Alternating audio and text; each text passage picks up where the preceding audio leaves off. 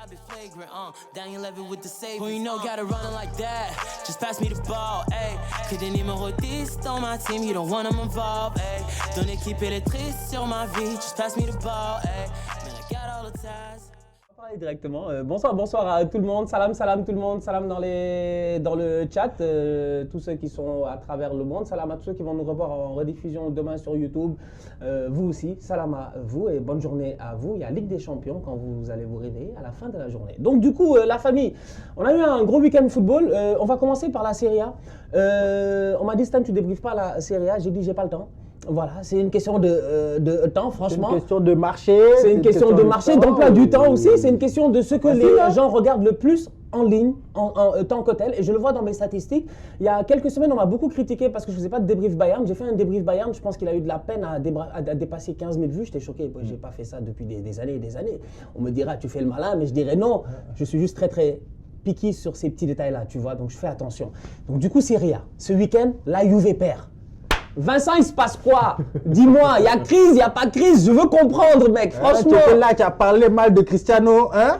C'est vrai, et depuis, je suis obligé de me cacher chez moi. Tu te caches? Ouais, je suis poursuivi pour mes propos de la semaine dernière. Non, je plaisante. En vrai, non. En vrai, c'est deuxième défaite d'affilée en une semaine aussi. Ouais. Malgré une performance qui était quand même assez cool face à l'Inter. Ouais. Et là, c'est effondrement psychologique total. Il y a des joueurs qui n'ont pas envie, qui ne méritent pas de porter le maillot. Et c'est pour ça qu'en fait, ils sont en retraite depuis 24 heures environ, un peu plus maintenant. Ils sont en retraite mentale? Non, ils sont en retraite forcée à la fin du match. Ils sont tous partis. Au vert? Oh, ils ont été mis au vert, donc ils ont zéro contact. À l'ancienne là? Ouais, d'ailleurs, est-ce que tu peux nous éclaircir un peu plus? Parce que c'est important quand même de voir cette psychologie-là derrière, parce que la Juve, c'est un grand club. C'est un club qui aujourd'hui, c'est un animal fort blessé. Ouais. Et eux, ils le savent, vous le savez. Tout le monde sait que la Juve est vulnérable en ce moment. On parle de psychologie. Apparemment même, on a mis un psychologue, on a parlé de psychologue, tout ça, etc. Est-ce que donc c'est vraiment juste un problème mental?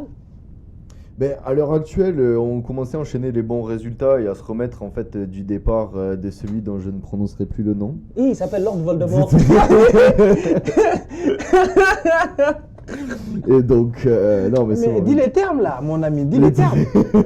C'est qui? Donc, depuis que Cristiano Ronaldo est parti, on commence à avoir de bons résultats. Et là, au final, en fait, on est en train de voir que le problème est encore plus profond que ça et qu'il y a quelque chose qui s'est pas transmis depuis le départ, on va dire, d'Allegri, en fait, le premier départ. C'est cette grinta et cette envie qu'ont les joueurs de se battre. On en parlait la semaine dernière que Cristiano Ronaldo, il avait une faculté à attirer l'attention sur lui, à faire que les autres joueurs en fait ils jouent pour lui. Mais là maintenant qu'il est parti, en fait ils savent plus pour qui il joue en fait, et puis ça se voit sur le terrain clairement. Donc il y a plusieurs joueurs qui sont visés par Allegri. Je sais qu'il y a Morata, je sais qu'il y a Keane aussi. Et il y a aussi, en termes d'implication, des joueurs comme Alexandro, mais ça fait depuis plusieurs saisons. C'est un problème que vous n'avez jamais réussi à régler d'ailleurs, ce problème de latéral là, parce que j'ai l'impression que ça perdure. Ah mon gars, Alexandro, de latéraux, c'est compliqué. Alexandro, Cuadrado, Danilo. En fait, vous avez quand même pas mal essayé, vous avez quand même pas mal bourlingué ces derniers temps. Et d'ailleurs, João Cancelo, vous l'avez laissé partir, bon, c'est un peu dommage. Ouais. Mais dans tout ça, on se rend compte aujourd'hui que la Juve, ce qui faisait sa force, c'est ce qui fait sa faiblesse aujourd'hui. Défensivement parlant, je suis désolé, vous êtes nuls. Mais pourquoi vous êtes nuls? Non mais franchement, attends, regarde, il y a Willy qui rigole là-bas derrière. Attends, doucement. On parle de la Juve, c'est des Italiens là. Défendre, ils savent faire que ça. Catenaccio. Ils savent faire que ça, défendre. Le Catenaccio. Quand tu joues au pays là, au quartier, on appelle ça le calcio. Ça tacle, il y a la rigueur défensive. Ça, fermeté, sur l'homme, dur sur l'homme, rigueur, tout ça. Mais là, tu regardes la Juve, bon. On sait pas. Non, il y a plus rien. Il y a un problème aussi, je pense, de compréhension entre De Ligt et Allegri, ce qui fait que De Ligt il joue pas tous les matchs en ce moment, alors qu'il devrait. Et puis derrière, après, Allegri est revenu avec son ancien plan de match à mettre Bonucci, Chiellini en titulaire après l'Euro qu'ils ont fait, ce qui est aussi normal. Moi, je mettrais plutôt De Ligt et Bonucci titulaires parce que Chiellini est en train de faire du Ramos un peu. Donc c'est ça, quoi. C'est derrière, au final, en fait, c'est que la défense est trop vieille. Alexandro, le problème, en fait, il est depuis son transfert avorté à Chelsea il y a quelques années. Il devait partir il y a 2 ans, je pense, c'est l'année de la Coupe du Monde. Il devait aller à Chelsea. C'était quasiment signé. Moi, j'avais une photo, j'avais réussi à trouver une photo officielle où il portait le maillot des Blues, où il faisait comme ça et tout. Pour moi, c'était fait. Hein. Et au final, ça s'est pas fait parce que mentalement, Chelsea, ça l'a atteint. Moi perso je pense que en fait il a la première saison après ça il a joué comme il voulait parce qu'il était pas content et sauf qu'au final maintenant il a du mal à retrouver son niveau de jeu et son envie surtout en fait. Il n'a pas réussi à faire un bon match ce week-end, donc Alexandro, Chiellini, Bonucci, moi la dernière fois je me dis, je regarde Bonucci à chaque fois il sait pas défendre. Moi je suis choqué par Bonucci, je comprends pas. Je dis Bonucci défend comme David Luiz. C'est les gars ils reculent constamment en fait. Et ils reculent constamment. Tu as vu Bonucci comment il recule. Et tout de la même manière et je comprends pas. Je me dis mais non, attaque ton joueur, empêche-le de venir. Mais aujourd'hui, comment est-ce que De Ligt peut être sur le banc? Comment est-ce qu'un club comme le Barça ferait des pieds et des mains pour se battre pour De Ligt alors qu'à la Juve vous voulez le garder mais vous le faites pas jouer? Il y a quelque chose quand même, Vincent. Et là c'est Allegri là. Là, c'est un choix d'Allegri qui estime que tactiquement, il n'est pas prêt, ce que je peux comprendre parce qu'après, c'est clair, tactiquement, Bonucci et Chiellini, les deux sont au-dessus, mais parce qu'en même temps, ça fait plus de 10 ans qu'ils jouent à la Juve chacun. Mais De Ligt, il va falloir à un moment donné, surtout vu les problèmes qu'on a, qu'il le fasse jouer titulaire indiscutable, j'ai envie de dire, quoi. Donc c'est pas que c'est ça la solution. Ça c'est clair. Ben déjà pour qu'il commence à capter tout ce que tactiquement en fait il faut. Oui, l'entraînement c'est bien, mais derrière après en match c'est mieux. On en parlait la semaine dernière. Tu sais, il y a des joueurs, tu disais, qui te font perdre des points. Il y a des joueurs qui t'en font. Voilà. Ben moi je pense que c'est le moment comme au début. Au début il avait pas mal été sanctionné pour des fautes de main de Ligt. Au début. Et depuis, il n'en fait plus. Donc tout ça, en fait, c'est des ajustements. Il faut qu'on accepte de perdre des points là-dessus. Mais là, aujourd'hui, le gamin, il joue même pas. Donc, il joue pas. C'est vraiment Chiellini, Bonucci qui sont là. Et ça, je trouve ça dommage. On perd des points et on perd des occasions au final de faire jouer De Ligt et d'accepter qu'il ait pu faire une telle ou telle erreur. Par exemple, s'il avait été titulaire. Pour ça. C'est dommage comme choix en fait de vouloir. En fait, c'est ça en fait. Comme tu as dit, moi, je pense que trouver un équilibre entre la vieillesse et puis le côté athlétique que De Ligt il amène, c'est important, tu vois. L'expérience, le côté tactique, je suis d'accord. Mais si c'était que ça, on verrait des joueurs prospérer jusqu'à un certain âge, des défenseurs centraux. Sauf que éventuellement, les petits attaquants, là, les feux volets, là, ils vont te tester, ils vont rentrer dans tous les côtés. Et c'est ça le problème. C'est ça le problème.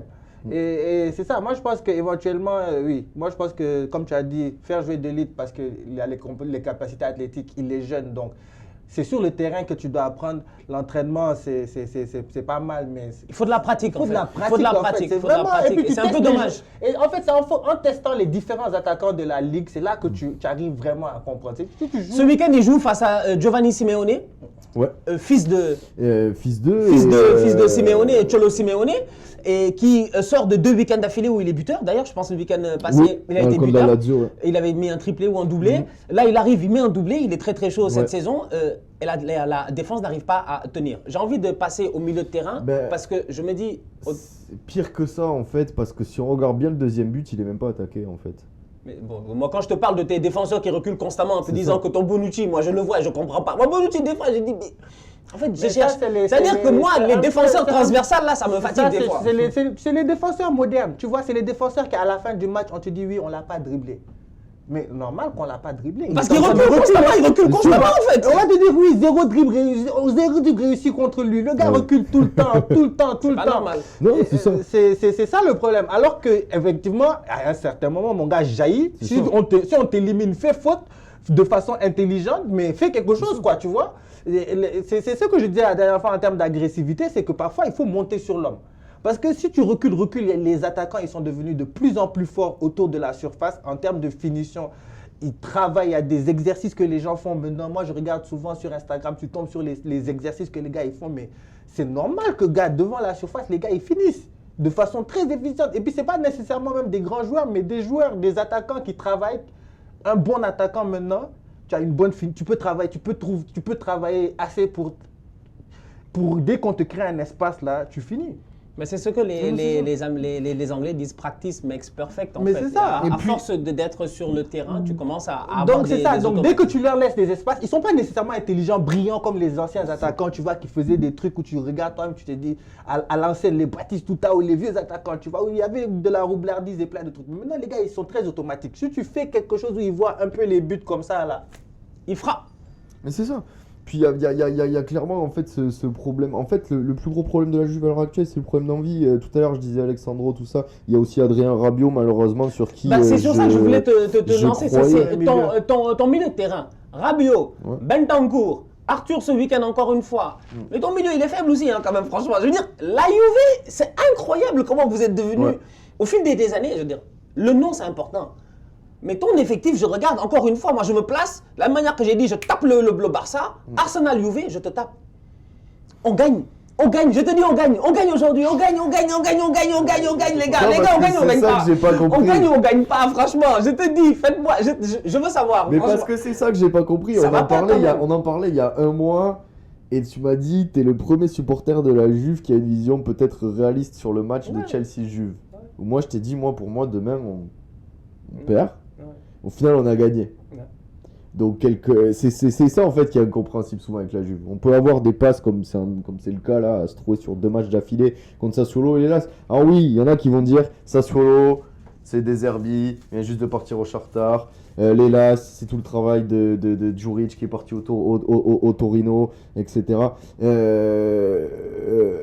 Oui, c'est vrai, mais on n'a pas d'excuses parce qu'on est la Juve et on doit quand même les taper, même si ce sont de très très bonnes équipes italiennes en ce moment depuis plusieurs années. C'est pas la surprise de la saison. On le sait qu'on va tomber sur les Las et que ça va faire mal. Ils ont tapé la Roma il y a 2 semaines encore. C'est une belle équipe. En fait, là, il n'y a pas d'excuses. En fait, Vincent, moi je vois que toi, franchement, tu te laisses influencer quoi. Comment tu peux laisser l'homme d'Arsenal venir parler de la. Mais en fait, Arsenal, regarde, on se voit pas. On n'a pas d'occasion de se voir. Même si Barça tombe en l'UEFA, vous ne jouez pas l'UEFA. Non, je ne comprends pas pourquoi. Okay, même pas non, il n'y a pas de moyen de se voir. Peut-être à ce moment-là, peut-être l'année prochaine, Inch'Allah, je vous en supplie. Le Barça, ce n'est pas le sujet d'aujourd'hui.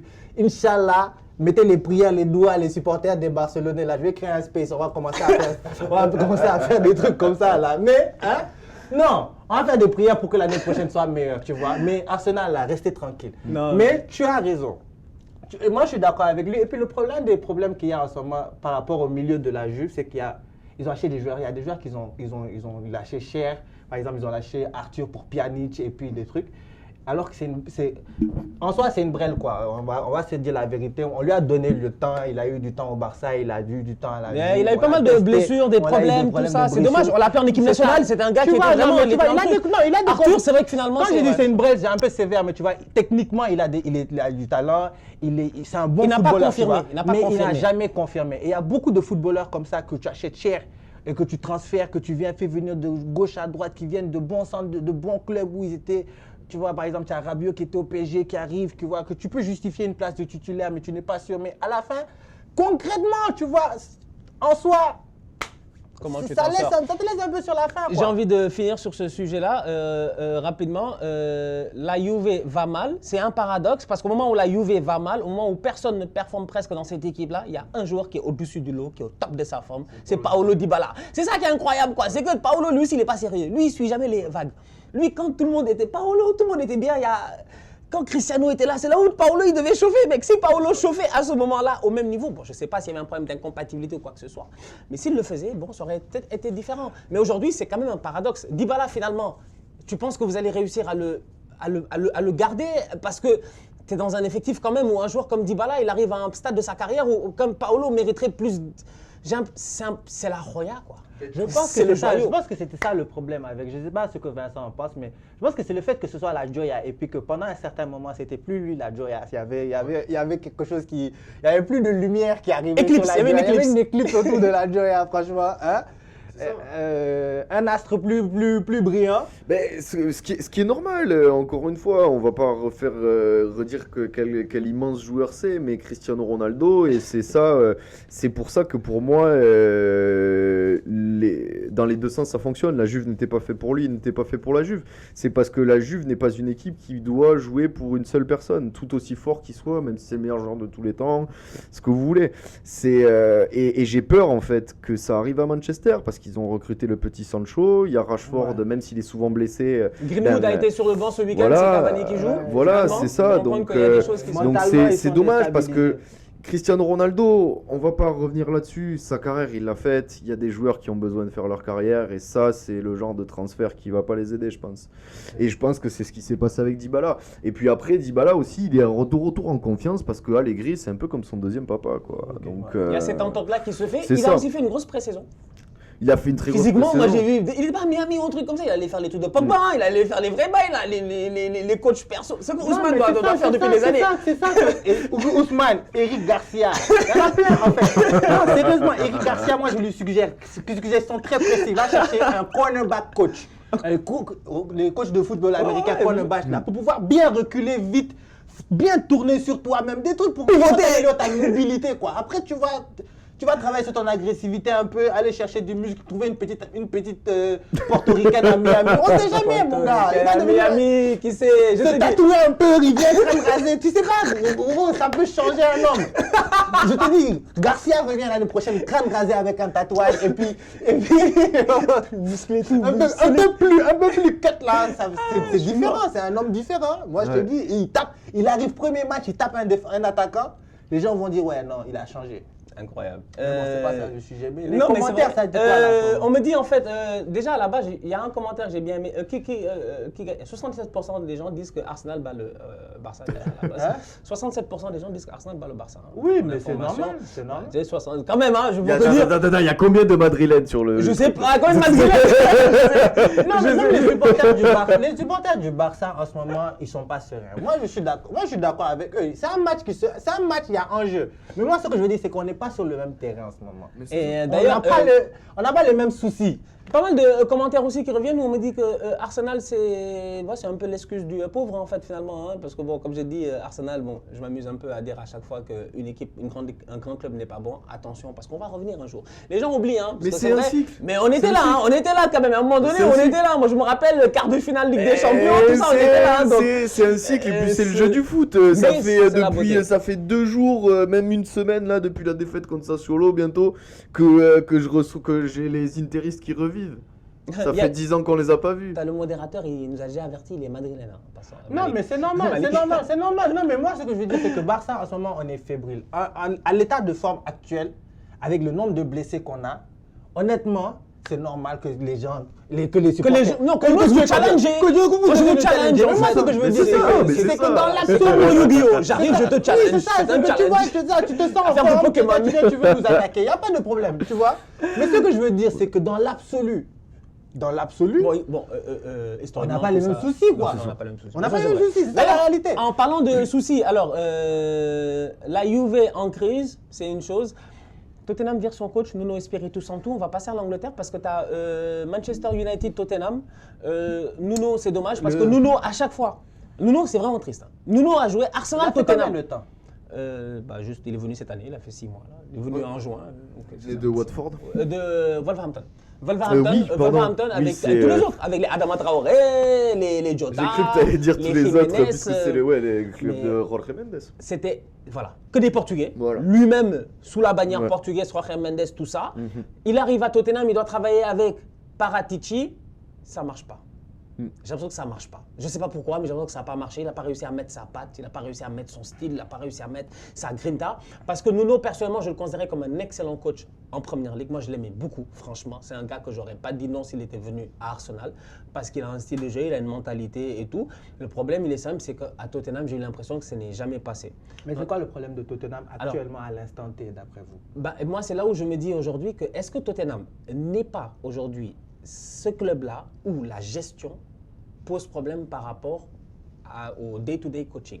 à ce qui se passe constamment. Parce qu'on voit le roulement de coach qu'il y a eu à se faire. Et je ne comprends pas pourquoi ce club-là stagne. Franchement, je ne comprends pas. Certes, je ne les aime pas, c'est Tottenham, on est d'accord. Voilà, c'est Tottenham, etc. Mais des fois, tu veux comprendre. Moi, je me dis, des fois, quand même, Tottenham, à un moment donné, c'est un club qui aurait dû... Ok, ils ont fait finale de Ligue des Champions, d'accord. Mais bon, ça marche sur 3 buts du pied gauche de Lucas Moura, qui est droitier, face à l'Ajax, dans un match que, normalement, ils auraient dû perdre. Mais il y a des choses que, des fois, tu ne comprends pas. Aujourd'hui, José Mourinho, il avait bien commencé. Il a foiré. Tottenham, cette année encore, il commence bien. Il foire encore une fois. C'est toujours les mêmes trucs. À la première trêve internationale, ils sont premiers. Après la première trêve internationale, tu as un chaos total qui se crée. Qu'est-ce qui se passe à Tottenham? Je ne sais pas. Nuno est parti dans un match qu'il a perdu en plus face à Manchester United où Ole était sur la sellette. C'est ça qui est fou. C'est que Nuno joue Arsenal. Il perd 3-0. Arteta était sur la sellette, il devait se faire virer. Et là, aujourd'hui, je regarde et je me dis c'est la même chose avec Ole. Et finalement, c'est lui qui se fait virer. C'est triste. C'est un bon coach. Ça va peut-être être pas compliqué pour lui de retrouver un boulot. Mais il se passe quoi dans cette équipe de Tottenham-là? Et la question que j'ai envie de vous poser, c'est de savoir. Harry Kane et Son qui a renouvelé, Harry Kane qui a été gardé, qui voulait partir finalement, mais vous connaissez Daniel Levy, le président de Tottenham, il ne rigole pas. Lui, c'est une question d'argent et tout ça. Est-ce qu'ils ne seront pas finalement emprisonnés dans ce... C'est dommage, quoi. Moi, ça me fait mal. Franchement, c'est 2 top players. Franchement, c'est 2... Harry Kane, c'est un top player. Son, c'est un top player. Et les voilà enfermés un peu à Tottenham, dans un club qui ne performe pas. En fait, c'est intéressant parce que c'est ce que la Juve s'est toujours refusé à faire, c'est-à-dire garder des joueurs contre leur gré. En fait, tout à l'heure, on parlait d'Alexandro, mais Alexandro n'est pas parti parce que Chelsea n'a pas voulu lâcher 70 millions d'euros. C'est pas parce que la Juve n'a pas voulu. Chelsea aurait lâché 70 millions d'euros, il partait. Ils ont refusé 70 millions d'euros pour Alessandro. Chelsea, ouais. Ils n'ont pas voulu mettre 70 millions. Non, j'avoue mais que sinon, Chelsea ça fait beaucoup quand même. C'est ça. Oui, mais à l'époque, il sort. C'est le deuxième meilleur latéral après Marcelo, quand même. À ce moment-là. Il n'y a qu'au moment de la finale où, au final, on se fait surclasser par le Real que là, les gens se disent ah ouais, non, Marcelo est toujours au-dessus. Mais bref. Moi, ce que je vois, c'est qu'au final, en fait, tu as 2 joueurs qui ont voulu partir et qui veulent pas.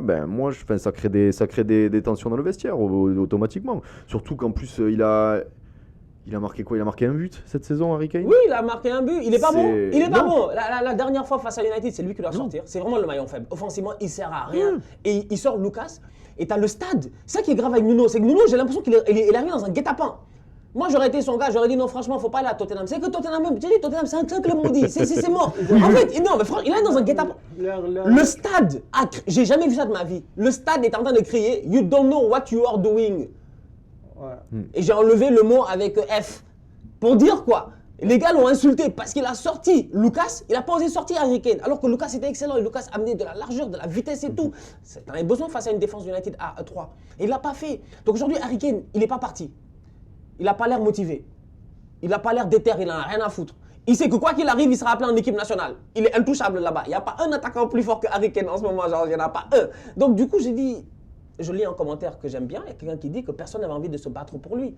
C'est ça qu'il dit, Bassou le barbare. Il dit, il n'y a personne qui a envie de se battre pour lui un peu dans cette équipe. Ça, c'est tout à fait possible, mais après, il ne faut pas oublier non plus que c'est un double tranchant, parce que si Harry Kane il continue à faire des siennes et à être nonchalant sur le terrain, derrière, City, ils vont peut-être pas vouloir le recruter l'été prochain non plus. Non, si, ils vont vouloir. Non, parce que tu connais son potentiel intrinsèque, tu sais que tu connais son problème aujourd'hui. Il a 29 ans. Il a 29 ans, mais aussi, bon, tu le recrutes comme un joueur de 29 ans pour avoir 3 bonnes années avec lui. Et puis c'est ça, quoi. Tu limites tes attentes, c'est ça. Mais par exemple, je pense que Lewandowski, même Lewandowski aujourd'hui, il y a des gars qui le veulent encore. Mais parce que Lewandowski, il a les performances qui suivent. Mais Harry Kane, à part cette saison, c'est quand même 20 buts assurés chaque année en Première Ligue aussi. Mais on est quand même loin. C'est juste que cette année, il n'est pas déter. Et même Lewandowski arrive à quel âge, Aubert? Beaucoup plus tôt, il a 2014. C'est après 2013. C'est après la 2013. 2013, il perd face au Bayern en finale. C'est les Ribéry qui gagnent là, c'est le ballon d'or de Ribéry, donc c'est 2013. En 2014, il arrive au Bayern. Non, il arrive là, il avait genre 27, 28. Ouais. 27, 26, 26 ans. Ouais. Ça va. Mais non, c'est pas comparable. En fait, une mauvaise comparaison. Et pour Son voilà un autre jour aussi. À chaque fois, je lis des commentaires, les gars sont comme Son est fort, Son est bon, Son est excellent. Je pense, moi. Mais c'est quoi? Est-ce que Son c'est un coup marketing asiatique? Est-ce que c'est. J'essaie de comprendre en fait. Je pense qu'il y a une ambiance toxique à Tottenham. Et je pense que ça vient d'en haut. Parce que tu as bien parlé de roulement de coach. C'est pas des tocards qui sont. C'est pas des tocards quand même. Personne ne réussit à Tottenham. Il y a des décisions qui sont prises. Il y a des joueurs qu'on garde pendant qu'ils veulent partir, qui viennent pourrir le vestiaire. Alors qu'il y a d'autres joueurs sur le marché que tu pourrais aller chercher qui sont intéressants. Il n'y a pas vraiment de culture footballistique dans ce club. Tu sais pas c'est quoi l'identité de jeu d'Arsenal. Ça varie, de Tottenham, ça varie en fonction du coach et il change de coach toutes les années. Est-ce qu'Antonio Conte peut réussir? Antonio Conte, ça dépend de c'est qui va pouvoir te tenir tête à Lévy, lui dire que bon mon gars, ça fait longtemps que tu fais tourner des coachs. Là, je vais arriver, ne t'attends pas à des résultats. En fait, c'est quoi les attentes de ce club-là? Ils n'ont jamais rien gagné. Donc pourquoi ils stressent comme ça à vouloir virer des coachs à n'importe comment? Pourquoi on ne laisse pas quelqu'un travailler sereinement? Pendant un moment. C'est une très bonne question. Lui donner les armes, lui laisser. Pourquoi ils sont pressés en fait? Pourquoi ils sont pressés en fait? C'est que tu vois, c'est qu'ils sont dans cette ambiance. Mais peut-être que Daniel Lévy dans sa tête aussi, c'est qu'en termes de concurrence dans la ville, ils viennent construire un nouveau stade, il a le plus gros stade de la ville. Non, je comprends. T'as Arsenal, Chelsea qui sont des clubs quand même qui. Je comprends tout à fait, mais il y a pas de miracle au foot. Surtout que quand tu es dans un club où tu es dans un vide footballistique en termes de culture, de la gagne, il faut qu'il y ait quelqu'un qui l'installe. Il faut que ça prenne du temps. Klopp, quand il arrive à Liverpool, il prend son temps. Il arrive, il leur dit j'ai besoin, ça va prendre 2-3 ans. Non, il avait dit 4 ans. Il avait dit 4 ans pour la première ligue. 3 ans à peu près pour la Ligue des Champions. Après, 4 ans pour la première ligue. Il était dans son créneau. Mais les attentes ont été gérées, tu vois. Mais tu arrives à Tottenham, tu regardes ce qui se passe dans ce club-là, tu vois qu'en fait, il n'y a pas vraiment de continuité. Ils gardent les joueurs. Donc tu vois qu'ils gardent les joueurs, tu gardes les joueurs d'un coach, de 2-3 coachs auparavant, des trucs comme ça, des gars qui veulent partir. C'est vraiment des situations très bizarres en fait au niveau de ce club-là. Je pense qu'ils doivent revoir leur culture en général du club. Oui, mais ça vient d'une gestion et le problème c'est comme j'ai toujours dit, la culture d'entreprise. Parce qu'en gestion c'est ce qu'on t'apprend. La culture d'entreprise elle est très importante parce qu'elle va dicter après la manière à laquelle le fonctionnement va se faire dans le day-to-day. Aujourd'hui je pense qu'à Tottenham ça pose problème parce que ces coachs-là qui arrivent et qui ne réussissent pas, c'est compliqué. Maintenant, il y a un mix qui va se faire cette année à Tottenham qui est intéressant. C'est quoi? C'est Paratici et Conte. Les deux ensemble, c'est un duo qui a fonctionné à la Juve. Ils ont construit une équipe compétitive. Et ils ont réussi à enchaîner les Scudetto. Même aller en finale. Conte n'a jamais fait finale de Ligue des Champions. Non, c'est l'autre, c'est Max Allegri. Mais quand même, l'équipe était compétitive. Oui. Très beau milieu de terrain, je me rappelle de tout cela. Aujourd'hui, est-ce qu'il est capable de faire, d'après toi, est-ce que ce duo-là peut fonctionner? Est-ce que le fait que tu aies un directeur sportif et un coach qui peut-être, enfin, il y a un duo, est-ce que ça va peut-être faire un bloc face à Daniel Lévy? Ils vont pouvoir construire leur équipe. Je pense que oui, quand même. Mais je pense que tu me dis quoi? Et qu'il aurait fallu ramener Marotta pour ça. Désolé. Ramener Marotta en plus de ça. Oui, parce que Paratici, il a fait ce qu'il avait à faire à la Juve. Après, il a beaucoup bénéficié du travail en amont de Marotta, qui était son boss en fait. On l'a vu de toute façon, l'Inter, ils ont été de retour sur le. Bon, il a fallu qu'ils s'endettent au final, mais ils sont de retour sur le devant de la scène en Serie A parce que il y avait le duo Conte-Marotta. Là, c'est Conte-Paratici. Donc on verra, mais après oui, ça peut fonctionner. Après, pour répondre à ta question de tout à l'heure, je pense qu'il y a une hype et autant d'attentes autour de Tottenham, et la hype elle y est depuis qu'ils ont fait la finale de la Ligue des Champions. Parce que ce qu'on remarque, c'est que ça a été un peu pareil pour le PSG. Hors de France, dès qu'ils ont fait finale de Ligue des Champions, ça commençait à intéresser les gens commençaient à avoir un avis positif sur eux et tout. Moi, c'est ce que j'ai trouvé l'été qui a suivi, plutôt la saison qui a suivi, puisque cette année-là, la finale est en août. Et je pense que c'est ce qui s'est passé à Tottenham, et que maintenant, tout le monde a des grandes attentes à ce qu'ils soient chaque année en Ligue des Champions. Là, cette année, ils sont en Ligue Europa Conférence. Ou qu'ils soient dans les 4 premiers de Premier League. Donc c'est pour ça que... Le championnat est très compétitif en plus. C'est ça. Et en plus, maintenant, tu vas rajouter, bon, peut-être pas cette saison, mais la saison prochaine avec le mercato qu'ils vont faire. Et apparemment même, bon, on en reparlera, mais il y a l'autre qui arrive, Unai Emery qui arriverait apparemment, il est en top list à Newcastle. J'ai dit, tu lui donnes le truc, première année, il gagne l'Europa League, lui, c'est sûr. J'ai dit, il va gagner l'Europa League direct. Et moi, ça me va, ils vont nous racheter Ramsey, là, qui on va prendre pas mal de joueurs là-bas. J'ai une dernière question à vous poser. On me parle beaucoup de Tanguy Ndombele, top player quand même, etc. On me parle du fait que... Moi, je kiffe Tanguy, franchement. On nous parle du fait qu'il manque Eriksen. Alors, donc, Tanguy, en fait, en termes de technique au milieu de terrain, quand même, je pense que ça s'équivaut un peu. C'est peut-être deux styles de joueurs différents, mais ça s'équivaut un peu. Plus physique. Mais je regarde ça et je me dis, est-ce qu'Antonio Conte va réussir à faire jouer les fainéants à Tottenham? Parce que moi, Tottenham, je les connais. Je dis, c'est le voisin, ils sont fainéants. Les Dele Alli. C'est une équipe de fainéants. En fait, il y a trop de petits talentueux, mais fainéants. Ils n'ont pas travaillé. C'est pour ça que je te dis. C'est que Tottenham, en fait, moi, je comprends pas des fois Tottenham. C'est une question de culture. Mais est-ce que Conte va réussir? Mais si Conte vient, il arrive, il Tottenham, il faut insulter des mères là-bas. Moi, j'ai envie de te dire oui. Conte n'est pas dans la négociation. J'ai envie de te dire oui. Tengo, c'est un gagnant. Mais oui. C'est quelqu'un qui est obsédé par la gagne. Est-ce que tu te rappelles, vous vous rappelez à Chelsea, juste pour faire le résumé, il arrive à Chelsea, il galère ses 5 premiers matchs, il prend un 4-5-0 par Arsenal, il décide, il pète un câble, il passe à 3 derrière, Victor Moses là-bas, Marcos Alonso là-bas. Tu fais la même chose. On a vu ici Conte pleurer en plein match parce qu'on était en train de le taper. Mais c'est sous nos yeux. En fait, Conte là, je te dis qu'il va gifler un petit si le petit ne coupe pas. Ça c'est clair. Moi, je suis d'accord. Par rapport à ce niveau-là, moi je suis d'accord avec lui. Je suis confiant. Mais maintenant aussi, Versa, ce qu'il a dit, c'est intéressant par rapport à Paratici qui est le Marotta du pauvre. Ça serait intéressant aussi de voir qu'est-ce que ça va donner parce qu'effectivement, Marotta, Conte, ça a bien fonctionné à l'Inter qui n'avait pas donné de résultats depuis longtemps. Ils sont revenus très vite. Donc là, ils sont revenus assez rapidement au premier niveau. Donc là, Conte, Paratici, bon, ils ont plus ou moins une relation, donc ils pourraient peut-être faire quelque chose, faire front. Moi, je pense que l'essentiel, c'est vraiment de faire front face à Lévy et d'installer une culture au niveau du club. Arrêter ce petit rythme de diva à l'anglaise qu'on laisse les Dele Alli faire là. Harry Kane, on prend une décision ferme avec lui, soit on le vend, soit s'il veut pas, soit on trouve une solution, soit on parle avec lui, on trouve un moyen de le convaincre qu'il y a un projet. S'il n'y croit pas à ce moment-là, il faut le vendre. Parce que la motivation... En plus, tu avais 100 millions à récupérer facile là sur Harry Kane, 100 et quelques millions. C'est que la motivation au foot, c'est clé. C'est pas tous les joueurs. Par exemple, moi, Mbappé, c'est pour ça que je le respecte. C'est vraiment un gars qui a comme un switch dans sa tête où il sait, ok, on m'a pas vendu, c'est pas grave, je vais faire ce que je vais faire l'année prochaine, je pars, tu vois.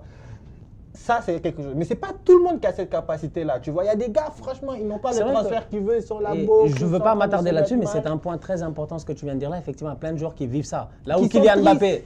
Mbappé, quand même, franchement, il aurait pu être en dépression, quoi. Non, mais c'est le seul qui n'est pas en dépression en ce moment. Il n'est pas en dépression, lui, il va très bien, quoi. Tu vois, mais il y en a qui sont tristes dès qu'ils ont un transfert ou ils ont un club. Avorté, c'est vrai, ça arrive souvent. Tu sais, par exemple, tu te rappelles du joueur que le Barça devait acheter qui allait en Angleterre, justement, là. Jean-Michel Seri. Jean-Michel Seri, il devait quitter Nice. Je pense qu'il devait quitter Nice. C'est ça qu'il a tué. Il devait aller au Barça. C'est ça qu'il a. En fait, il est devenu du n'importe quoi. Pas du n'importe quoi, mais tu vois que c'était plus le même joueur. Et là, le mental, la motivation, c'est important et puis c'est à protéger. C'est clair. Et puis après, moi je pense que Conte il peut y arriver. Pourquoi? Parce que Conte, en fait, il a redressé et la Juve et l'Inter. Et on connaît la rivalité. Donc imagine, tu as un entraîneur qui arrive, qui est débarqué d'un été. Tu as Antonio Conte qui arrive alors qu'ils savent très bien que c'est un Bianconeri. Il a fait toute sa carrière à la Juve. Il a gagné avec des champions avec la Juve. Il a tout gagné avec la Juve. Et là, en fait, tu as un Bianconeri qui va t'expliquer comment jouer au Nerazzurri. Et il a réussi. Donc moi, je pense que peu importe qu'il est entraîné de Chelsea. C'est un caméléon, c'est un bandit. C'est ça. Et puis moi, je l'aime bien parce que moi, il y a un moment donné... On peut dire ce qu'on veut, le mec est professionnel. À un moment donné, on en parlait à Arsenal. Et ce que j'aime bien de Conte, c'est qu'il gagne à court terme. Moi, je dis, Conte, il te met cette mentalité-là. Tu vois, Chelsea, il avait perdu 2-3 ans, taf, là, ils l'ont perdu en 2-3 ans, là, après Mourinho, hop, il est revenu, ils ont gagné, direct, ils ont gagné, mec, ils n'ont même pas rigolé, tu vois. Il te remet cette mentalité-là. Bon, écoutez, en tant que fan d'Arsenal, la raison pourquoi je voulais en parler, c'est parce que ça m'inquiète un peu, quoi. Parce qu'Antonio Conte, c'est pas un tocard. Et je me dis, Conte à Tottenham, peut-être que pour la première fois, ça risque de marcher. En Ligue des Champions, vous n'avez pas à vous inquiéter pour l'instant, il a des choses à prouver. Bon, mais au niveau Premier League, oui, je pense qu'il va réussir à redresser Tottenham. Lui, il va se faire un plaisir pendant le derby, par exemple. Il va vouloir marquer il va vouloir mettre. Ça va être chaud. Les Arsenal Tottenham, là, avec Antonio Conte, il va falloir qu'Arteta soit solide. Non, lui, c'est ça. Il va falloir qu'il soit solide. C'est ça. Il faut qu'Arteta soit solide. Il faut qu'il y ait plein de coachs qui se gèrent, en fait. Sinon, franchement, là. En parlant de coachs qui se gèrent, en face de Nuno qui a perdu ce week-end, Ole Gunnar Solskjaer, il est toujours là, il ne va pas partir. Lui, franchement, je crois. Lui, il a un marabout. Lui, c'est le gars dans Game of Thrones, là, le gars de glace, là, qui, à la fin, il faut que quelqu'un vienne il faut qu'un enfant prodige quitte le ciel pour venir le piquer, là. Le roi de glace, là. C'est incroyable. C'est incroyable. C'est incroyable. Non, c'est vrai. C'est incroyable. Non, mais c'est... Parce que là, alors, la question, c'est toi. La semaine passée, tu as créé des problèmes avec Cristiano Ronaldo. Cristiano te fait un match exceptionnel, franchement. Il n'y a rien à dire. Franchement, il fait peut-être même son meilleur match, j'ai envie de dire, complet de la saison face à cette équipe Tottenham-là, mais qui est une équipe malade. Cristiano est au top. Un but, une passe décisive. Très belle passe décisive pour Edison Cavani. Cette semaine, moi, il y a des choses que j'ai vues. Et je veux vous revenir là-dessus, vous deux, parce que toi, tu en as parlé. Tu me parles de l'effet Cristiano Ronaldo à la Juve, sur ces jeunes-là, les Dybala, tout ça. Tu me parles d'éclipse de Cristiano Ronaldo. Cristiano Ronaldo, c'est incroyable. Il est lunaire, voilà. Il est lunaire, il a un autre niveau, il est stratosphérique. Stratosphérique, il pose problème. Non, c'est un enfant de sortir non, franchement, à la Ricardo Sama. Alors du coup, l'autre, comment il s'appelle? Notre cher ami Greenwood, titulaire depuis le début de la saison. Cette semaine dans la presse, Mancunienne, on te dit un peu « Ah, Cristiano, apparemment, il serait plein de Greenwood. L'attitude de Greenwood sur le terrain, un peu trop selfish, un peu trop truc. » Et c'est Greenwood qui claque les buts, là. C'est lui qui met les frappes de l'extérieur de la surface. Ouais. Greenwood pas sur le banc. Cavani titulaire, ça marche. Cavani, dans tous les cas, c'est un Cavani. C'est un chasseur. Il peut jouer avec moi. Il peut jouer avec moi en attaque, je te promets. Et puis, on va pouvoir faire des résultats. Cavani, il n'a pas de problème. Cavani est trop sympa. Voilà, j'ai pas le cardio, mais Cavani va faire le pressing. Cavani, il va tout faire. Cavani, il va tout faire, bro. Du coup, j'ai dit, attends. Ok, Bruno, on peut le toucher. Rashford, j'ai dit, mais attends, Cristiano, finalement, est-ce que... Dans ma tête, je me suis dit, putain, Vincent, peut-être qu'il a raison, quoi. Parce qu'aujourd'hui, Greenwood, j'ai peur pour lui. Rashford, j'ai peur pour lui. Parce que Cristiano, comme j'ai dit, il faut trouver quelqu'un... Sancho n'est même plus dans l'occasion. Sancho l'a oublié, mec. Sancho est devenu un top modèle maintenant. Il met des photos sur Insta, tout ça. Bon, bref, il vit sa vie, tu vois. C'est compliqué pour lui, tu vois. C'est incroyable. Alors, Cristiano, finalement, c'est un problème ou pas? Encore une fois. Parce que je me dis... Eh attends, tous ces jeunes-là n'ont pas joué face à Tottenham. Mais dans tout ça, Olé, toi tu veux dédommager Olé comme ça, mais il faut que mais attends, c'est plus Olé ou truc? Il faut que Olé trouve un équilibre dans tout ça. Cristiano a sauvé Olé encore ce week-end. Voilà, donc c'est quoi le délire d'après toi? Il est resté 3 ans à la Juve, on a changé d'entraîneur à chaque fin de saison. Et après, non mais ça n'enlève en rien le joueur immense qu'il est. Quand tu es un joueur immense comme ça, ben, bien sûr que n'importe quelle direction va écouter ton opinion et de façon sérieuse. Ouais. Alors que si tu as 18 ans, tu as beau avoir été Golden Boy, etc. Et là, tu es en train de faire 10 matchs où tu as marqué 2 buts alors que tu es attaquant, c'est sûr que la direction va pas t'écouter. Parce que tu as encore tout à prouver. Alors que là, voilà. Moi, en fait, là, le problème, en fait... Encore une fois, on verra à la fin de la saison, c'est à la fin du spectacle qu'on paye les artistes. Mais on verra à la fin de la saison comment Sancho, comment Rashford, comment ceux qui ont besoin de temps de jeu à des postes où Cristiano Ronaldo peut évoluer et où il a de l'influence, auront évolué. Parce que moi, j'ai peur du fait que Olé ne soit pas assez fort. Et ce que tu dis là, c'est tellement important. Et c'est ça que je veux amener les gens. À chaque fois, je dis dans les débris, il faut que les gens ils comprennent cela. Je leur parle d'équilibre. Pourquoi? Parce qu'un effectif doit être équilibré. Un effectif, c'est comment? Un effectif, c'est aujourd'hui une panoplie de joueurs qui est à ta disposition. Et c'est ce que fait, par exemple, je regarde les coachs qui le font. Klopp le fait. Mais Klopp le fait avec des gars blessés. C'est pas facile, il arrive à s'en sortir avec ce qu'il a. Mais Tourelle le fait à la perfection. Tout le monde joue. C'est-à-dire que Tourelle, je suis sûr que Tourelle, il a un tableau avec les minutes de chacun. Malang Sarragé, 15 minutes ici. Bon, donc dans 3 matchs, on peut le faire jouer. 25 minutes. Non, les gars, tu sens que c'est des Allemands là-bas. Ça rigole pas. Mais Tourelle, il a dit quelque chose. Non, franchement, là-bas, c'est les données, frérot.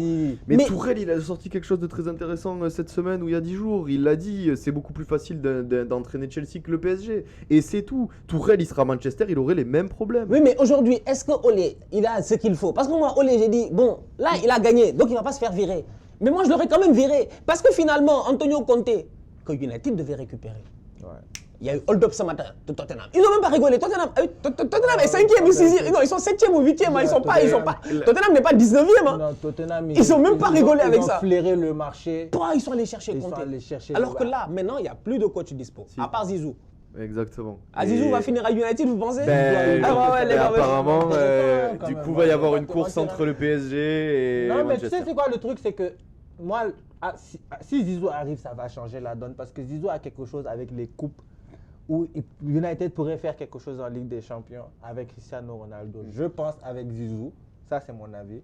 Mais dans l'optique, dans la situation où ils sont en ce moment, je pense que ça va être un peu comme le Barça de l'année dernière en fait. Cristiano Ronaldo va faire sa saison, il va planter des buts, il y aura des matchs où il va disparaître. Mais le fait que le reste des joueurs ne soient pas à leur potentiel normal ou bien même un peu, un potentiel proche de ce qu'on leur reconnaît, ce dont on est habitué, c'est ça qui va poser problème à United. Le fait que Rashford va pas performer à son niveau. Rashford doit faire cette année une saison normalement 15-20 buts. Moi, pour moi, c'est ça. Mais c'est ça, Cristiano en termes Ronaldo de te donne statistiques. 25 buts, Rashford te donne 15 à 20 buts. S'il n'est pas blessé, oui. Greenwood te donne 12 buts. 12. Sancho, 7, 8, te donne 7, 8, 10 passes décisives. Martial vient te donne 5 ou 3. Tu vois, c'est de hier, quoi. Non, c'est ça.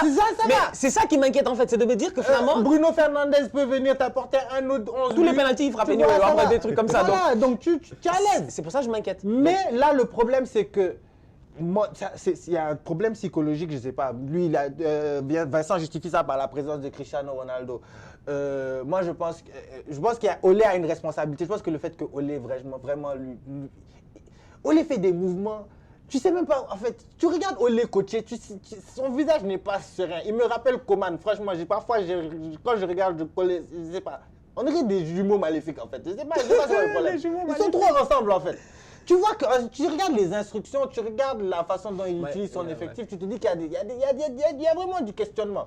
Maintenant, si à ça, maintenant, tu veux ramener un autre joueur qui vient influencer négativement, négativement entre guillemets, c'est-à-dire qui vient inhiber certains de tes joueurs qui n'ont pas les cojones de jouer avec lui, on peut dire ça. Maintenant, on peut dire, toi, tu mets la faute sur Cristiano Ronaldo, la faute, on peut la mettre sur ces joueurs-là, mais la situation, elle est que c'est ça. C'est ça la réalité. Cristiano Ronaldo inhibe certains joueurs souvent.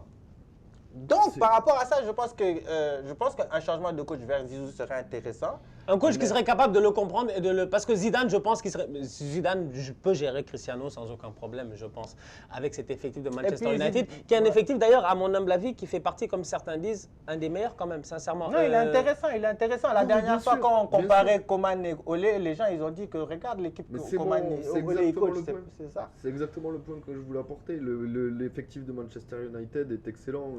Je serais presque limite à vouloir l'échanger avec celui de la Juve, presque, surtout au niveau du milieu. Mais à l'heure actuelle, en fait, le truc c'est que Cristiano Ronaldo, en fait, il a tellement de pouvoir qu'il y a même, je pense qu'il y a même certains joueurs qui ont peur de faire une bêtise ou de tenter des trucs en match. Alors, encore une fois, ça n'enlève rien aux joueurs immenses et tout qu'il est. Mais le problème c'est qu'il y a des joueurs qui ont besoin de ce temps de jeu, qui ont besoin de confiance. Et ça se voit que Manchester n'est pas une équipe en confiance.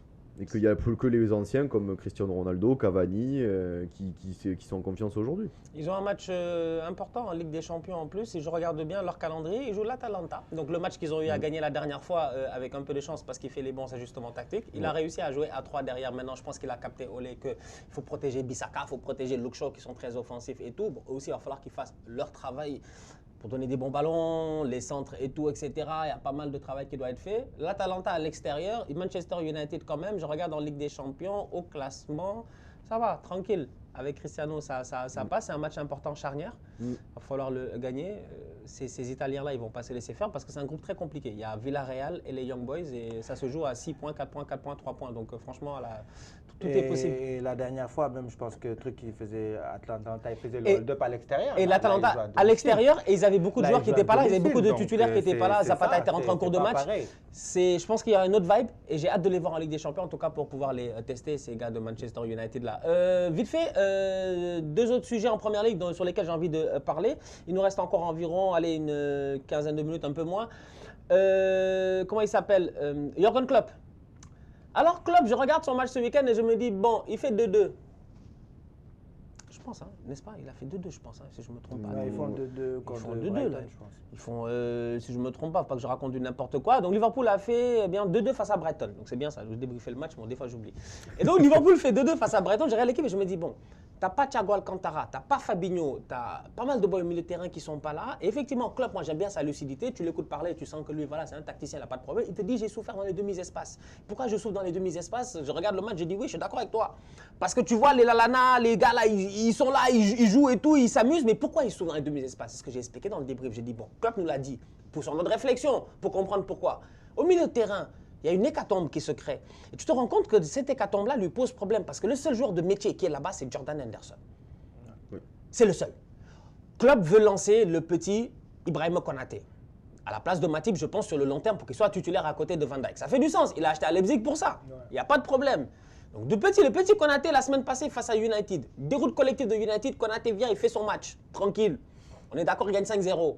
Mais là, tu regardes face à Brighton, c'est un autre match. Brighton, c'est une très bonne équipe de Première Ligue. Ils savent jouer au football, ils posent le ballon. Ils sont dangereux. Ils posent le ballon, eux, il n'y a pas de problème. Ça pose le ballon là-bas. Et tu te rends compte que Trent qui monte, Robertson qui monte, Henderson qui est tout seul, sans Fabinho, Thiago, Naby Keita qui sort après quelques minutes de jeu sur blessure, encore une fois, c'est dommage. C'est très dommage.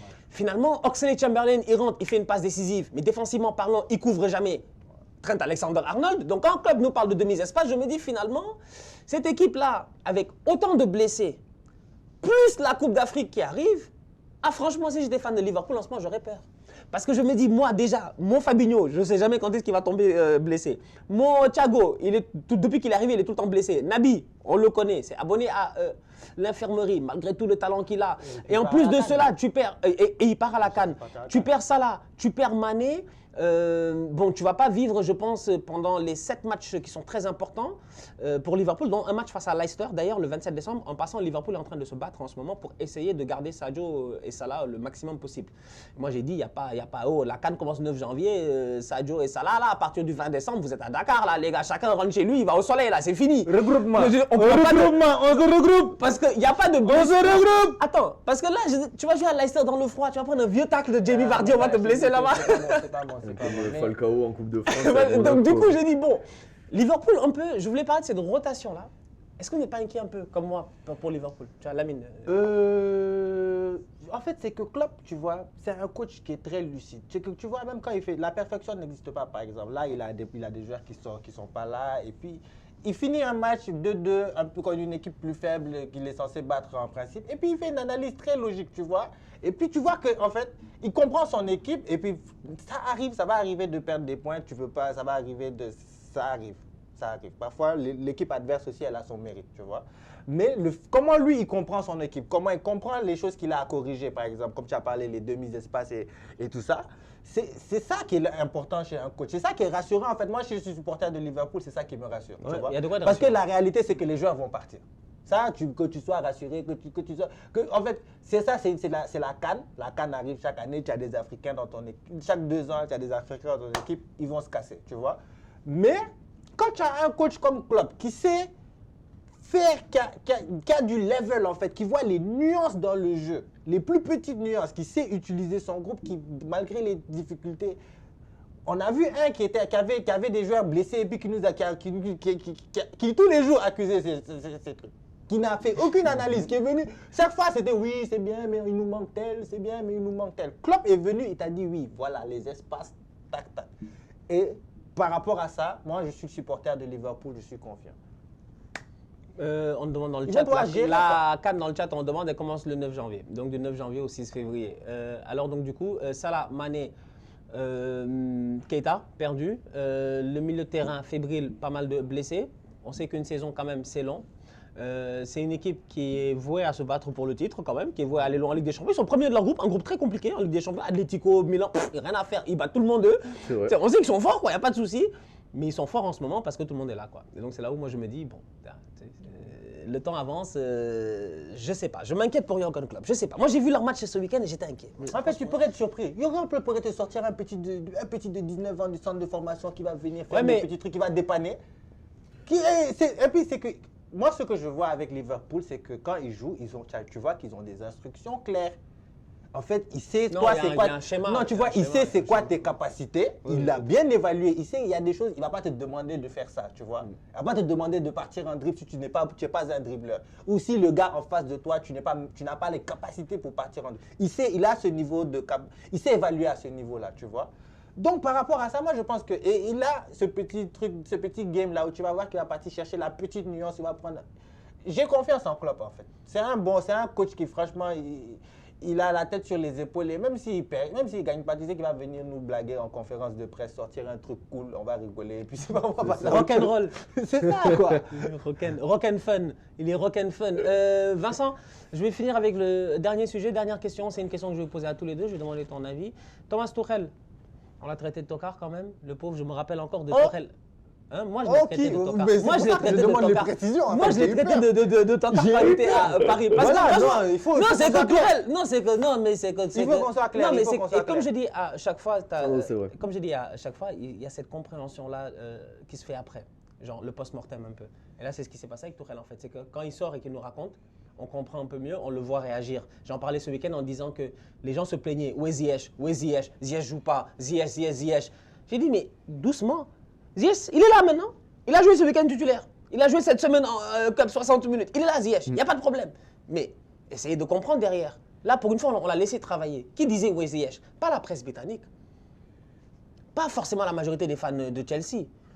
Moi, j'ai une communauté plutôt francophone internationale. Il y a des Maghrébins, ils se sont plaints. Il y a des, comment ça s'appelle? Il y a pas mal de Marocains, tout ça, ils se sont plaints parce que les gars ne sont pas d'accord et tout. Mais j'ai envie de dire, attendez, regardez le cas Ziyech. En équipe nationale, ça ne va pas. Faïd Alilozic ne l'appelle pas.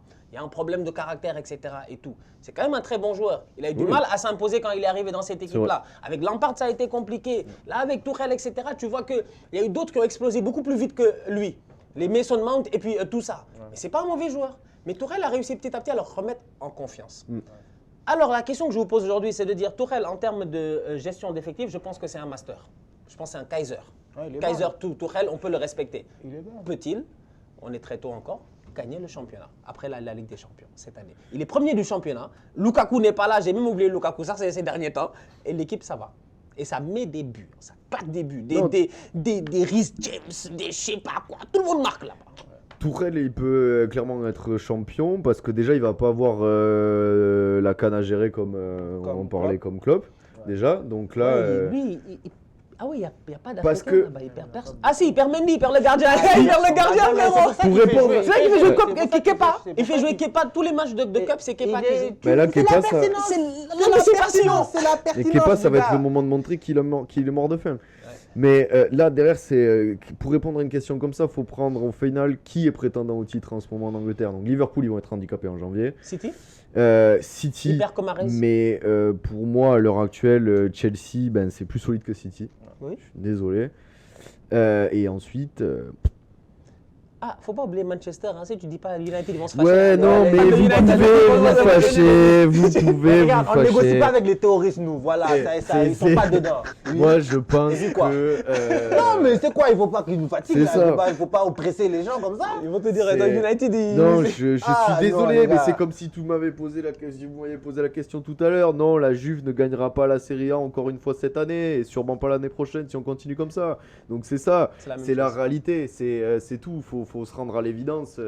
Ça me fait mal de dire ça, hein, mais c'est... Et donc là, oui, c'est sûr, c'est Manchester, mais je pense que non, Manchester, non, ils sont déjà hors course. Donc du coup, pour toi, Chelsea, ça fait partie de ces équipes-là qui aujourd'hui, en tout cas en termes d'effectifs, parce que pour moi, je regarde, je me dis, défensivement parlant, il y a des joueurs quand même qui ont réussi à exploser là-bas. Et là encore, revient. Et d'ailleurs, ça me permet, on parle de Chelsea, on va faire un parallèle. On va finir avec ça, je vais vous laisser avec cette bombe-là. Vous allez vous fâcher. Voilà, on va finir dans le bordel. La bomba. La bombe, j'ai envie de dire, c'est de dire qu'on parle de rotation d'effectifs et tout ça.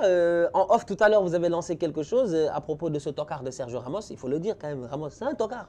Ramos, franchement, tu nous as blagué. Non, tonton Sergio, tu nous as blagué. Sergio, tu as mis les muscles, tout ça, tu nous as blagué. Alors que Thiago Silva, qu'on nous a dit, on nous a dit Thiago Silva, il finit, il est terminé, il a des problèmes de genoux, il a des je sais pas. Il n'a pas de mental, il n'a pas de mental de Moi-même, j'ai dit, Stan Diop, je fais mea culpa. Comme j'ai toujours dit, je ne suis pas parfait, je me trompe. Excuse-toi. J'ai dit ici que Thiago Silva. Tourelle et puis Thiago Silva, les deux. J'ai dit que Thiago Silva, je demande pardon. Parce que moi, j'ai eu à dire. Tourelle aussi, non, tu as demandé pardon. Non, Tourelle aussi, j'ai déjà demandé pardon. Parce que Tourelle, j'ai demandé pardon. Mais Thiago Silva, j'ai dit. Non, Thiago Silva, depuis le Brésil-Chili 2014, où il s'assoit, il ne veut pas frapper le penalty en 8e de finale, il commence à pleurer. Non, ça m'avait fait mal. J'ai dit non, toi, tu es capitaine, tu es à domicile. Ça, c'est choquant. Moi, depuis ce jour-là, j'ai dit Thiago Silva, moi, je ne le recrute pas. Mais, quand tu es un club comme le PSG, et que tu dis que le gars, il est cramé, il est mort. Et que tu vas prendre Ramos. Et que tu prends Ramos, c'est qu'on se rend compte finalement que Ramos, lui, il est cramé, il est mort. Ramos, c'est non, mais Ramos, en fait, Ramos. Faut qu'on dise les vraies choses. Ramos, ça, on l'avait dit, il va pas jouer pendant 2 mois. On nous est tombé dessus dans les commentaires. Non, les commentaires, c'est pas grave. Comme quoi, ouais, non, c'est une fake news, il va jouer dans 2 semaines. On est en novembre. Il a été recruté. Les gars, dans les commentaires, vous aussi, excusez-vous. Il joue. Est-ce qu'il a joué? Non, mais, il s'est entraîné. Moi, j'ai vu Sergio Ramos de retour dans l'entraînement. Mais c'est pas Sergio Ramos qu'ils ont recruté, c'est Serge Rami. C'est sérieux. C'est Serge Rami. Le mec, il est payé à jouer aux cartes. Il est payé à jouer aux cartes. Et à faire les barbecs. À faire les barbecs. Et à faire des pouces en l'air au parc. Mec, je te dis, en fait, je pense que s'il y avait... Et dire Vamos tous les 4 matins sur Instagram. Et peut-être parler, peut-être c'est pour aussi l'intégration de Mbappé pour le Real. En fait, c'est le Real qui l'a envoyé. Le Real, c'est Florentino. Florentino. En fait, Ramos. Florentino est trop fort. Florentino a envoyé Ramos en infiltration au PSG. Pour formater le petit Mbappé. Il est en train de le regarder, il dit petit, regarde quand tu vas là-bas, la petite déjeuner, c'est quand tu arrives le matin. Il y a un journal français dont je t'ai raison que j'aime. Le petit déjeuner, c'est œuf avec. Après, tu prends ton café. Pan con tomate. C'est ça, pan con tomate. Tu connais. Pan con tomate. C'est ça, tu tournes à gauche, il y a un petit bar dès que tu sors du Cerveza. Dès que tu sors du centre de formation, du centre d'entraînement, c'est là-bas qu'on va chiller avec tel. C'est ça, méfie-toi de tel. Il va lui donner tous les ragots. C'est ça. Il est là-bas avec Achraf et Ramos, je te dis. Non, mais franchement, incroyable. Mais Sergio Ramos, quand même, franchement, mais c'est quoi ça? En fait, qu'est-ce qui lui arrive? Il ne veut plus courir, il me dit qu'est-ce qui arrive, Sergio? C'est Sergio Ramos, il est venu pour décrocher un dernier gros contrat et il a réussi avec ses mais photos, ça avec toutes les photos qu'il a faites cet été, il a réussi. Ah, il était tracé. Franchement, moi-même, j'étais ma bleu. Mais ça en dit long quand même. J'avais commencé à parler mal de Piqué même. J'avais commencé à regarder Piqué mal. J'ai dit Piqué, franchement, fais quelque chose. Tu as vu Ramos? Piqué faisait les selfies de tête. Il faisait les selfies de tête. Lui faisait les selfies de tête. Piqué, mon gars. Piqué, lui, Piqué, c'est naissance. En fait, comme les Ivoiriens disent. Même après la visite. Comme les Ivoiriens disent, c'est naissance. Non, je connais pas les médecins du PSG, mais après la visite médicale, il était hyper en forme. Non, je te dis. Nous sommes surpris. Nous sommes surpris. Non, là, ça a été falsifié, ça, c'est sûr. C'est une fraude, c'est Kofi Gombo, son agent, mon gars. C'est incroyable. Non, je suis choqué. C'est incroyable. En fait, j'ai réfléchi et j'ai dit, mais c'est pas possible. Parce que, en fait. C'est pas Ramos qui, après un match aussi, il avait refusé de faire pipi pour le test antidopage aussi. Ah bon? Il y a 5-6 ans, là. Je sais pas. Parce que pareil, il y a eu une polémique. Bref, je suis pas sûr que ce soit Ramos, donc je vais pas dire ça. Mais bon, si c'est lui, ça veut dire qu'il y a des antécédents. Non, Ramos, franchement, non, en fait, dans le chat, les gars, Ramos, c'est un voleur. Non, moi, je dis franchement, c'est masterclass de Florentino Pérez. Franchement. Parce qu'envoyer Ramos pour aller formater Mbappé avant qu'il arrive. Parce que Ramos. Est-ce qu'il touche pas un salaire même de Real en ce moment? Il lui fait des PowerPoint sur la culture du club. Il lui dit, bon, à Madrid, c'est comme ça que ça fonctionne. Non, il a tout prévu. Il a tout prévu, mon gars. C'est une infiltration. PSG, dommage. Et donc, ou alors la stratégie du PSG, du Qatar, c'est de ramener les joueurs du Real pour que Mbappé y reste. C'est pour ça qu'ils veulent recruter Zidane maintenant, à la place de Pochettino. Et le pire dans tout ça, j'ai envie de te dire, le pire dans tout ça, c'est l'effet mental qu'il a eu sur le vestiaire. Ouais. T'as les boys, les Presco, l'équipe Pembe. Mentalement, tout était comme yo. Et moi je dois jouer, mec. Les gars doivent jouer. Mais Marquis, il est intouchable. Mais bon, Pembe, bon, tout le monde a dit, il va peut-être sauter, tu vois, pour tout ça. Tout cet effet mental-là. Ouais, après, ça les a peut-être motivés. Ça a peut-être motivé les petits. Bon, il a quand même pris le numéro de Kerrer. Pourquoi il a pris le numéro 4? Il a pris le numéro 4 pourquoi? De qui? Il a pris le numéro 4 de Kerrer. Kerrer, on n'en avait pas besoin en fait. Kerrer, on n'avait pas besoin. Les gars, on dit que c'est l'espion espagnol. Il n'en a pas besoin. Même Wijnaldum, est-ce que c'est pas un espion lui aussi? Mais il y a beaucoup de gars là-bas quand même. Wijnaldum, je sais pas où je lisais quelque part qui disait que en fait c'est les Sud-Américains là qui ont un peu gang up sur lui parce que en fait c'est pour protéger les places des Sud-Américains. Les Paredes. Les Paredes, tout ça là, ils ont fait une mafia latino. Mais ça fait longtemps qu'on en parle au Paris Saint-Germain, depuis le temps des David Luiz et des Alex et des le vestiaire brésilien un peu. Au PSG, des fois, qui peut créer des problèmes. Bah écoute, on va espérer en tout cas qu'il va réussir à se réintégrer. Bon, écoutez, la famille, les gars, ça suffit. On a fait le tour, je pense. On a vraiment, on a parlé de tout. On est revenu sur tout ce qui s'est passé cette semaine Ligue des Champions. J'espère que vous serez là. Il y a un gars qui est en train de crier Xavi dans les commentaires, mais ça c'est un sujet pour plus tard. Bah Xavi déjà à la base. Il faut laisser pour plus tard, il faut laisser signer, il faut laisser arriver, il faut pas jinxer le truc, tu vois. C'est ce que je disais. Je disais dans tous les cas, je laisse tous les avant-matchs, tous les avant-débriefs sur Xavi aux youtubeurs. Ce que je leur disais la dernière fois. Beaucoup de gens m'ont demandé des vidéos sur Xavi et j'étais comme, il y a des youtubeurs catalans pour ça. Donc, non, en plus, on va laisser les choses se faire et puis respecter Sergi. Sergi, laisse-le travailler tranquillement. C'est l'ancien du club, il est là en 90. Sergi Gros Mollet. C'est les jeunes aujourd'hui. Ils connaissent pas Sergi Gros Mollet. Non, les jeunes. C'est la dernière fois que le commentateur il a dit ça. Je me suis dit, attends, j'ai parti regarder ces gars. J'ai parti regarder les archives. Il avait des mollets, hein? Oui. Il avait de ces mollets, mon gars. Ah, c'est pas Sergi sans peur là, c'est un autre joueur. Moi, tu sais, les jeunes aujourd'hui, ils sont trop pressés, mec. C'est ça le problème. C'est qu'ils sont un peu trop pressés aujourd'hui, j'ai l'impression. Donc, du coup, tu attends vraiment le grand nom et tout. Mais moi, je l'ai dit la dernière fois. Xavi n'est même pas obligé de venir maintenant. Il peut déjà préparer pour venir en juin tranquillement, mais se préparer déjà tranquillement là-bas. En plus, je pense que leur championnat peut-être qu'il va bientôt finir. Je sais même pas c'est quoi les horaires là-bas au Qatar, etc. Mais bref, il peut se préparer. Il veut des Jules Koundé, il veut des trucs. Il a le temps. Pas besoin d'être pressé en ce moment. Je pense que le Barça peut se faire une année sabbatique sans stress. Oui, mais tu sais, le problème d'une année sabbatique, c'est l'année qui suit. C'est que tu ne peux pas risquer toi, prendre une année sabbatique au prix de risquer. De rater la Ligue des Champions, c'est l'argent en fait qui va avec. C'est ça le problème. C'est l'argent, après c'est même les joueurs que tu veux recruter, tu ne peux pas les recruter. Mais ça, tu vois, c'est pour ça que j'ai dit c'est des sujets pour plus tard. Parce qu'il faut que les choses se passent avant de pouvoir les commenter. Ouais. Donc c'est ça. On va voir ce qui va se passer. Bah écoutez la famille, merci beaucoup les gars. Fan la famille. Merci d'avoir été là. Kiffé les micros. Mike check 1 2 1 2. J'espère que vous avez kiffé les micros. J'ai bien crié. C'est pour le tonton à Dubaï. Faut lui dire. Pour les tontons à Dubaï. Dans sa voiture. Ouais, pour tout le monde. J'espère vraiment. On s'excuse vraiment. Sérieusement, c'est pas de notre faute. On manque de sponsors. Si vous connaissez les sponsors. Mettez de l'argent, ramenez de l'argent. Mettez pas d'argent. Si la qualité du contenu ne sera que meilleure. Et voilà, je te dis. Et c'est vrai en plus. C'est en fait, sincèrement, ce qu'il dit là, c'est vrai. Et puis comme ça, Kamal, il postera pas 4 heures après l'annonce. C'est ça. Non, mais faut le dire. Mais parce qu'il travaille aussi, les gens, les trucs, c'est ça. Bon, c'est pour ça qu'on m'a demandé la vie, c'est comment j'ai dit, mais la vie se passe. Ah, ouais, la vie est difficile. Non, les gars ne comprennent pas, on est là, on travaille sur la canne, tu prépares, tu as les objectifs, ça coûte cher. C'est dur.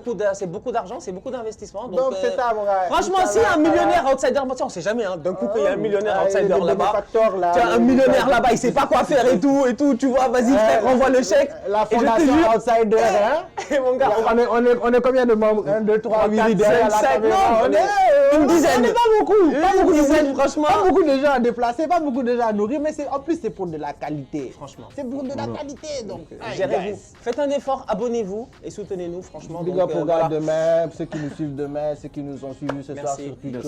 Big up la famille, prenez soin de vous. Merci à tout le monde, take care et on se capte cette semaine, mardi, mercredi, débrief Ligue des Champions. J'espère que vous serez là et dès le week-end prochain, parce qu'il y a trêve internationale, mais gros week-end football avec que des gros matchs. Donc j'espère que vous serez là, je serai là. On se capte, take care. Ciao, ciao. Tous outsiders.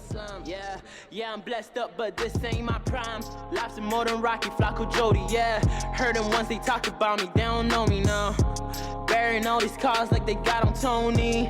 Did a monster, I ain't got a stain on me. And this the album, not a demo. Cop a rental for perception, not for clout. But the bag, and it better be a lot. That's a fact, never cap. It's the rich that got the power. And the bitches wanna follow, and they bad, but I'm worth it. Tell a bad bitch follow me. I ain't talking Instagram, need a pound of weed. Bad energy is banned here, it's policy, banned.